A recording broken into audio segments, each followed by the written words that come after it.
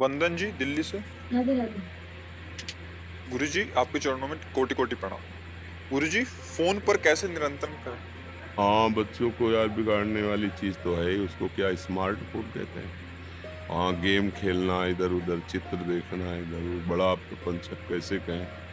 वैसे तुमको वैसे हम निषेध तो नहीं करते, क्योंकि अब बच्चे जैसे स्कूल जा रहे हैं या कहीं मार्ग में छोटा फ़ोन है, कोई भी समस्या है तो अपने माता-पिता को सूचित कर सकते हैं। पर स्मार्टफ़ोन मुझे लगता है बच्चों को नहीं देना चाहिए। बच्चों को क्या बहुत खतरनाक है, बड़े-बड़े इसी में बहे जा रहे हैं। जो चीज़ें हम अचानक देखी तो हमें परेशान कर देती हैं, फिर उन चीज़ों को हम एकाग्रतापूर्वक एकांत में देख रहे हैं सर्च करके, तो वो हमें पागल नहीं बना देंगी? फिर वो पागलपन राक्षसी भाव में उतर जाएगा, गंदी बातें होने लगेंगी। अब कलयुग भगवान की लीला है, उन्होंने तो सबकी जेब में अपना प्रभाव डाल दिया। नहीं, इसमें गुण भी है, नहीं तो कोई रखे ही नहीं। गुण ये कि आप मान लो भारी समस्या में हो, अब आप किसी को भी सूचना कर सकते हो, पुलिस को कर सकते हो, एम्बुलेंस बुला सकते हो, आप अपने जनों को सूचना दे सकते हो, किसी को भी आप कर सकते हो, बड़ा सुंदर सहयोग है। पर इसमें अवगुण भी है कि आपके एकांतिक बुद्धि को भ्रष्ट करने के लिए समर्थ है वो। क्योंकि आप YouTube खोलो तो कोई न कोई चित्र, कोई न, या आप जो सर्च करो, गूगल महाराज हो, गूगल कहते, हाँ वो सब आपको दे देंगे, जो सर्च करो वो आपको सामने। अब छोटे-छोटे बच्चे जो कामासक्त हो रहे हैं, 12-13 वर्ष की अवस्था है। एक बच्चे से मिले जब उसने एकांत में अपनी हालत बताई कि हम इतनी बार अस्त में, तो भाई यार ये अवस्था तो मतलब अभी बच्चे हो तुम, ये तो इसका ज्ञान ही नहीं होना चाहिए। अरे गाँव में जैसे 10-12 वर्ष तक तो बच्चे ऐसे खेलते कूदते तो उनको स्त्री पुरुष संबंधी कोई ज्ञान ही नहीं होता। अभी मोबाइल आ गया है ना, तो ये ज्ञान क्या हो, तो मतलब सब कुछ है इसमें। तो मुझे लगता है कि बच्चों को थोड़ा सावधान रखें और उनको छोटा मोबाइल दें, क्योंकि उसमें गुण भी है। कहीं कोई ऐसी समस्या फँस गई तो नंबर दे दे कि आप तुरंत सूचना कीजिए। तो सूचना के लिए बहुत अच्छा है, किसी भी समस्या में बहुत बढ़िया है। अच्छा, दूसरा गुण स्मार्टफ़ोन का, आप पूरी लीला देख सकते हो, वृंदावन की शोभा देख सकते हो, महापुरुषों के वचन ऐसे डायरेक्ट जैसे हम बोल रहे हैं, ऐसे उसमें आता है। अब सब में गुण दोष तो है ही है। अब अगर गुण पकड़ो तो अच्छा, दोष पकड़ लिए तो फिर सब गड़बड़ हो जाएगा। कहाँ है? अमेरिका में। क्या सुन के आ रहे सत्संग?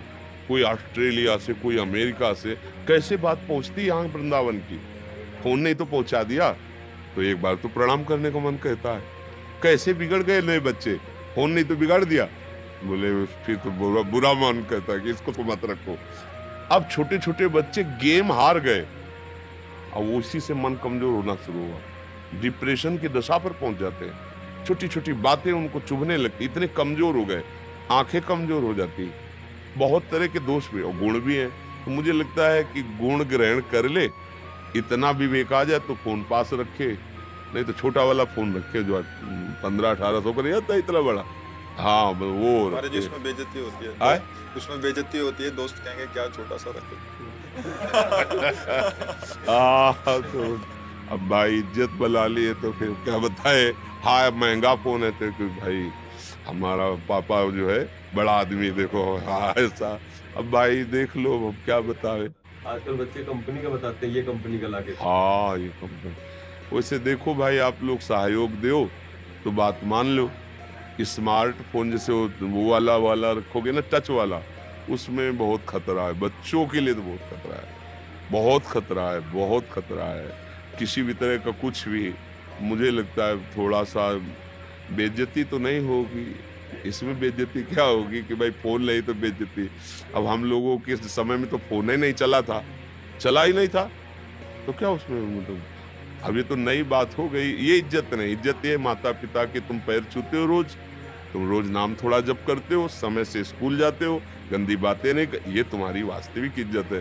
फोन बड़ा है, उद्दंडता है, ना माता पिता की मानना, ना टीचर की मानना, तो मुझे लगता है ये बेइज्जती है। क्यों? हाँ, इसको ना समझा जाए कि बेइज्जती है। अच्छे बच्चे बनो, तुम्हारे सद्गुण तुम्हारी इज्जत है। अपने माता पिता को रोज प्रणाम करते हो? माथा रख के से प्रणाम, झुक के चरणों में। हाँ वो काहे को झुके, वो बहुत और इतने बड़े थोड़ी हो गए कि उनको झुक के प्रणाम करें। आप करते हो? है? हाँ, करते होंगे। सही बता ना। वो करते है? हाँ मैं करते। करती हूँ। हाँ, वैसे हम सब बच्चों से प्रार्थना करते हैं, इससे बड़ा माता पिता कुछ बोले ना बोले, इससे तुम्हारी आयु, तुम्हारी बुद्धि ये प्रवीण होती चली। प्रातः काल उठ के रघुनाथा, मात पिता गुरु नावे, अपनी मम्मी के पैरों में जाए, देखो कितना प्यार मिलेगा। वो उठा लेंगे ऐसे हृदय से रहेंगे, पिता के चरणों में मस्तक। वो भगवान सबके हृदय में बैठे ना, पहले भगवान माता पिता, समझ रहे हो ना। अगर वो कह दें कि ये काम नहीं करना तो फिर नहीं करना चाहिए, क्योंकि वो दूर की देख रहे हैं, हम बच्चे हैं। पर आजकल बच्चे माता पिता को तनिक भी नहीं मानते, मनमानी आचरण करते हैं। अपना वो एक नया जमाना में और चला, बॉयफ्रेंड गर्लफ्रेंड, भाग गए माता पिता, पता ही नहीं चला कहाँ गए कैसे गए। ये सब आदतें कैसे बिगड़ गई, ये सब आधुनिकता ने बिगाड़ दिया है। जो आधुनिकता सुखद भी है, ऐसा नहीं, पर उसके जो अवगुण है उनको मत स्वीकार करो। अगर अवगुण स्वीकार करोगे तो फिर नष्ट होने में देर नहीं लगेगी। अब इस अवस्था से जैसे बच्चे कुमार्गगामी हो जाएं तो आगे चलकर अच्छे कुमार्गगामी बन जाएंगे, नहीं? और अगर सदमार्ग सदगुण तो एक अच्छे इंसान बन जाएंगे जो जगत को सुख देने वाले बन जाए। तो सब बच्चों से प्रार्थना है, थोड़ा सा नाम जप करो, चाहे 108 बार ही नाम जप कर ले। माता पिता को रोज प्रणाम करो, उनकी आज्ञा के अनुसार रहो। मोबाइल रखना है तो छोटा रखो, बड़ा मत रखो। इज्जत मिलती है सद्गुणों से, मोबाइल से मिलती है क्या? सोने का मोबाइल रख लिया तो सब उसको सलाम करेंगे क्या, प्रणाम करेंगे क्या, नमस्कार करेंगे क्या? नहीं करेंगे, समझ रहे हो ना। और अगर अच्छे सद्गुणी हो, आप हमारे देश के बहुत अच्छे सेवा करने वाले, या आप समाज के सुधारक हो, सब आपसे हाथ जोड़ेंगे तो बहुत ये इज्जत मिलेगी। और अभी गंदे आचरण सीख जाओगे तो मोबाइल की इज्जत तो बच्चे भले दे कि इसका बहुत बढ़िया मोबाइल ले, आगे चलकर आप समाज के इज्जत पाने योग्य नहीं रह जाएंगे, समझ रहे ना। आजकल गुरुजी जो है नाम जप करो अगर जो है और इस तरह से करो तो घर वाले ही लोग नहीं पसंद करते हैं। हाँ, कहीं लड़का बाबा जी न बन जाए, ऐसा भी होता है। नहीं, बाबा जी नहीं बन सकते, सबके भाग्य में बाबा जी बनना नहीं लिखा। भाई बाबा जी बनना छोटी मोटी बात नहीं है। आप ये समझ लो, जीवन भर आग की भट्टी में जैसे रखा हो ऐसे तपना पड़ता है, जलना सच्चाई के लिए। कोई नाटक तो किसी का भी कर लो। आप मान लो थोड़ी देर के लिए राजा का नाटक कर लोगे तो भारत तुम्हारे अधीन थोड़ी हो जाएगा।